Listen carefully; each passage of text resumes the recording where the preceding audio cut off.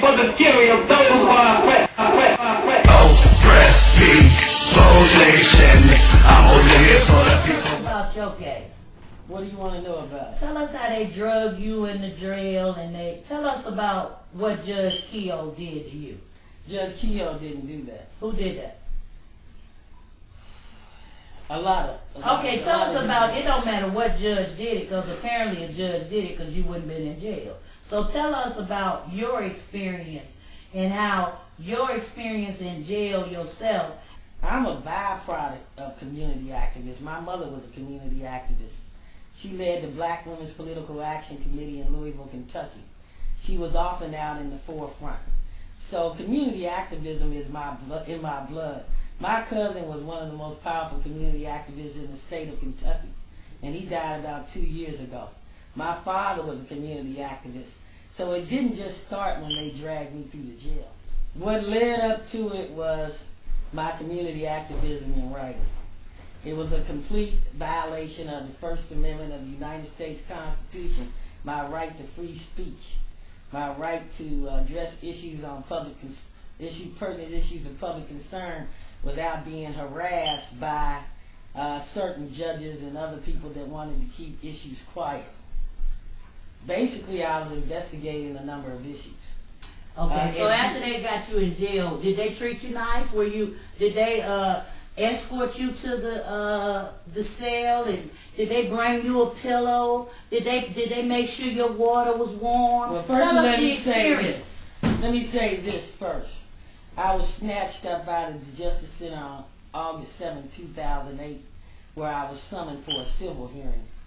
And then I got sick and was taken to the county jail, to the hospital, where I was threatened over my investigations of judicial malfeasance, my writings in the Call and Post, and then of course I was dragged to the county jail, harassed for 4 days later, and released without charges with the help of former Judge Sarah Harper. So I want to make it clear to the audience that I was jailed and released without charges because I was basically a political prisoner in retaliation for mainly my investigation of judicial malfeasance. That's really what it was. In addition to investigating the Cleveland Clinic and alleged housing discrimination in Shaker Heights and issues at the University of Akron relative to top-level malfeasance by educational officials. Those are the reasons I was basically dragged to that jail, not to mention a case involving Judge O'Donnell. His relative was waiting on me when I got there, but basically I was lured to a hearing by Cuyahoga County Judge John O'Donnell. But it first began when I started investigating what was going on at the Ohio Supreme Court. And what was going on is judges were being sent down to Cuyahoga County and allegedly targeting Democrats and other people.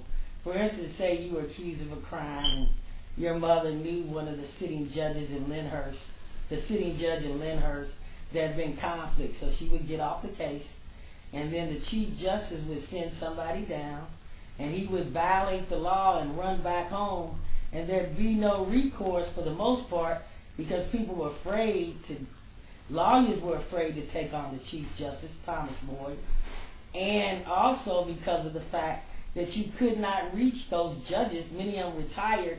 Some of them weren't even judges, so they weren't accountable to the community. So when they did that to me in Lyndhurst, I sued in the 8th District Court of Appeals.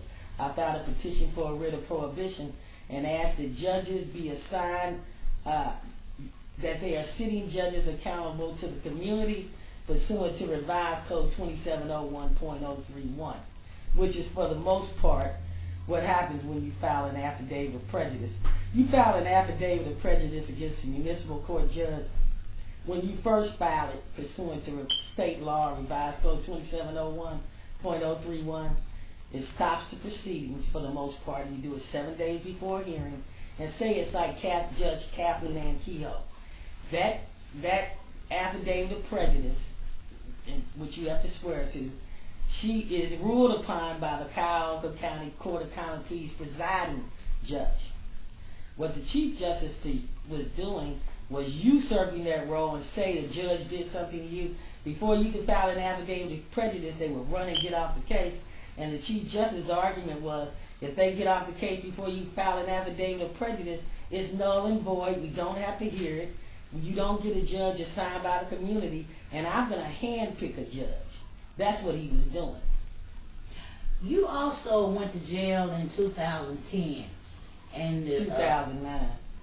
Was that yeah, 9? No, you went to jail in 2010 because we as community activists were actually looking for what jail you was in because we couldn't locate you. See, it's all right to put for you to be a political prisoner, but it's not all right when the community don't know where you at.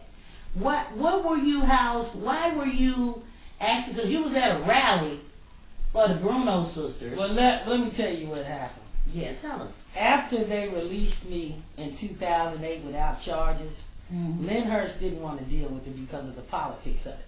So they said, how can we get her? They brought the charge that they had pending in Lyndhurst, all dismissed. The arrest was illegal. So they said, well, how can we get her? So they went to Triazi, the mayor's appointed law director, and said, hey, can you bring... First they went to Calvin County Prosecutor Bill Mason. And he said, no, I'm not going to harass Ms. Coleman. He knows I had written as a freelance journalist for 13 years for the Collin Post newspaper, and I had investigated some powerful people. So he didn't want to touch it, and he thought it was arbitrary and capricious and malicious. So here comes the great Frank Jackson pushing his law director to bring the charges. Mainly, I believe, to get in with the power structure, and he didn't particularly like the fact that I was running around town speaking relative to Cleveland schools issues. The mayoral control law, too. And I think the mayor also knew that this Imperial Avenue murders issue was not going to fall on deaf ears because he knew me. I've been around a long time. So they said, how can we get her? So they made up these fictitious charges, saying when I was taken to the hospital I wasn't sick. They charged me with aggravated disorderly conduct, resisting arrest, making false alarms, and obstruction of official business. When they got you to the hospital, did you let you were sick, right? Yes. When you went I was exonerated on each and every charge: aggravated disorderly conduct, obstruction of official business. And I'd never seen a judge, Kathleen Ann Kehoe, whom the case was handed to, we believe, so that she could perpetuate malfeasance in exchange for the endorsement from Cleveland Mayor Frank Jackson. This woman doubled as a prosecutor, and as a judge, it was almost like a Lifetime movie. She spent much of her time trying to get me convicted when she knew she did not have a sound case. I was exonerated of everything, but the major thing was she pushed a jury with illegal jury instructions. Brought in somebody to testify for the officer, Gerald Pace, still a Calvin County deputy sheriff, that would not testify, would not lie, that was out in the hall. That was a violation of my Sixth Amendment right to confrontation of my accuser, but more importantly, he was the sole arresting officer, and he did not accuse me of a crime. But they wanted me so bad, Mr. Frank Jackson, his law director, Robert Triazi, and remember you had a black mayor because of intra-group hostility, perpetuating the conflict that the whites and Shaker and Lyndhurst did not want to perpetuate. So now she wanted to sentence me for allegedly resisting arrest that the sole white male officer did not accuse me of. And if you remember The Killer Mockingbird, even though that black man, that's one of my favorite books, was convicted, he had the right to do what? Address his accuser. And this means the pendulum has swung back in Cleveland, where you have a black mayor trying to strip black people of their constitutional right to confrontation and endorsing judges that have no respect for the Constitution in exchange for an endorsement. So that's what's going on here. But even... So wait a minute, So you're saying that these judges are following Frank Jackson's direction for him to endorse them, or what do you know? I'm saying that this is our position. Frank Jackson endorsed Judge Kathleen Ann Kehoe, which explains to us her obsession with getting me convicted on all those charges which they lost on. For all the illegal charges they arrested me on, they don't have a leg to stand on with respect to resisting arrest. Because let me tell you, the officer has to testify. There are some instances when they don't. When it's a child, sometimes when it's domestic violence, or when the person's not available. This man was in the hallway. I think the reason they're doing it because the mayor is perpetuating it, because at some level I think he has hostility toward black women.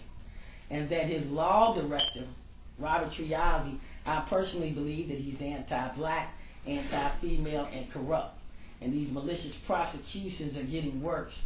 So what they wanted to do was continually bring me to get sentenced for something I didn't do. We filed a post-verdict, an extension for a post-verdict acquittal motion.